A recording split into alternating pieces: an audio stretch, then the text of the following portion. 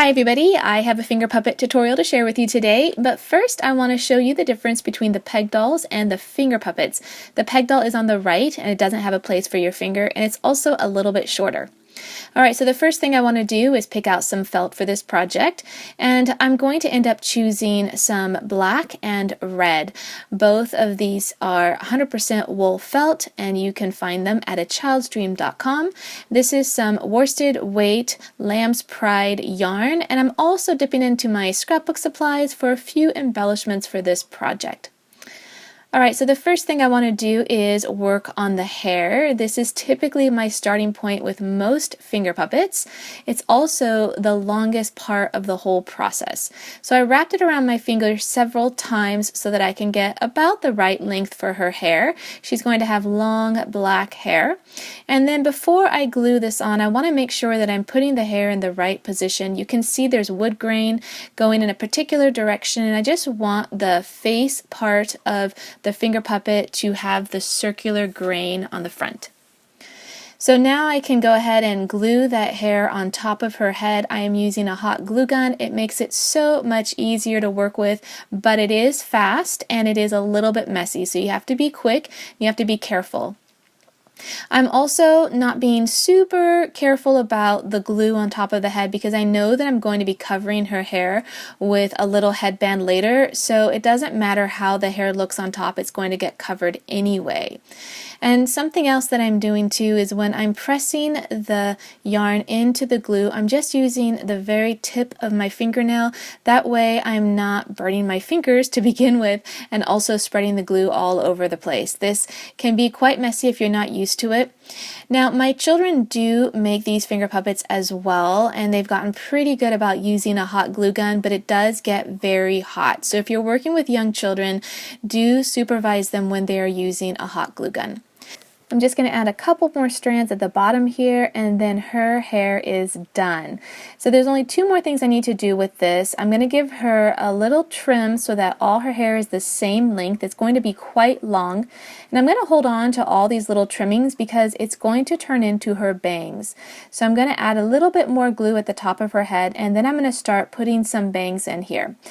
Now what I noticed was that if I add the glue more closely to the center of her head and make her bangs a little bit longer, it's easier to put her bangs in, and then I can just trim off the excess. So you can see right now that they're all different lengths and it's covering most of her head, but that's okay, it's all going to work out in the end.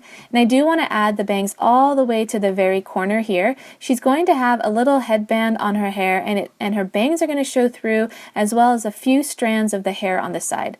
Now that the bangs are done, I can just trim them off and she's ready for her headband. I just ruffle them up a little bit just so that you don't see the different individual pieces of yarn.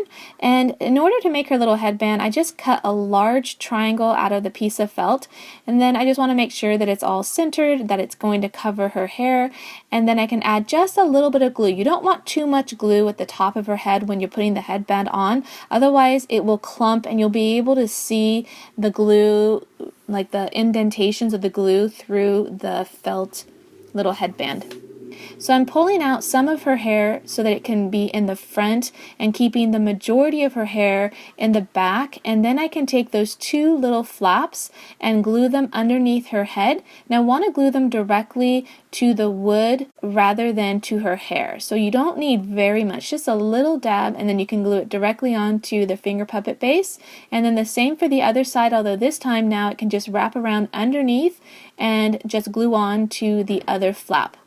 So once that's all in place, all I need to do is glue down the back flap of her little scarf, and this is optional, but I feel like it helps it stay more durable, and I think it just also looks kind of cute. It looks a little more finished when you glue that down.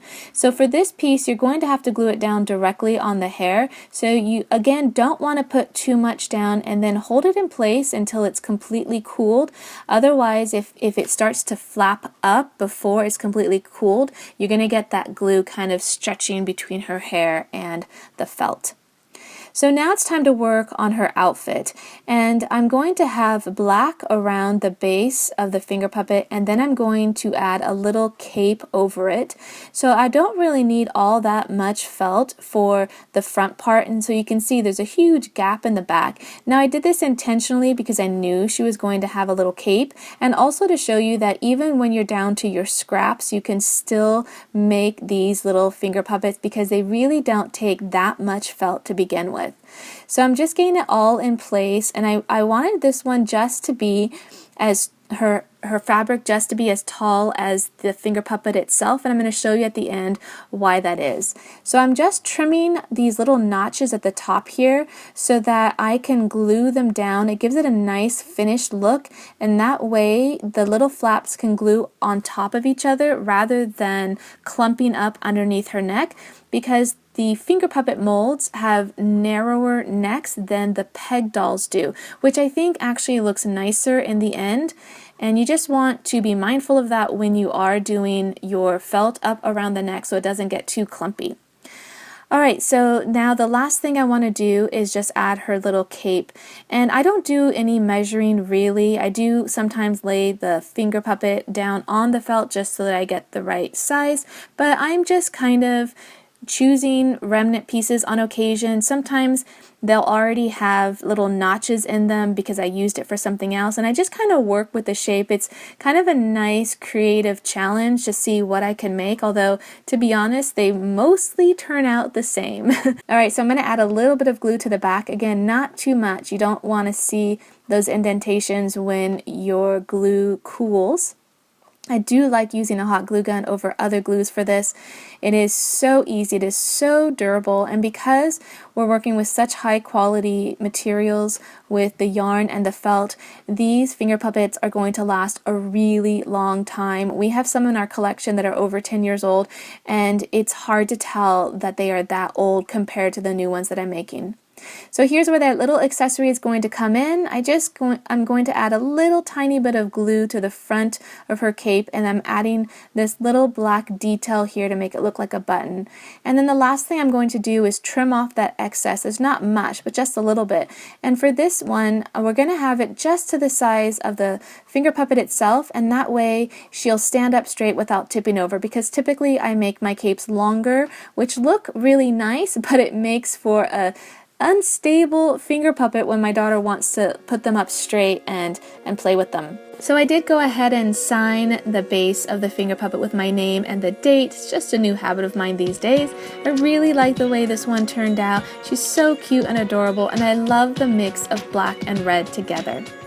So if you want to see some of our other tutorials with peg dolls and finger puppets, you can click on the screen right here.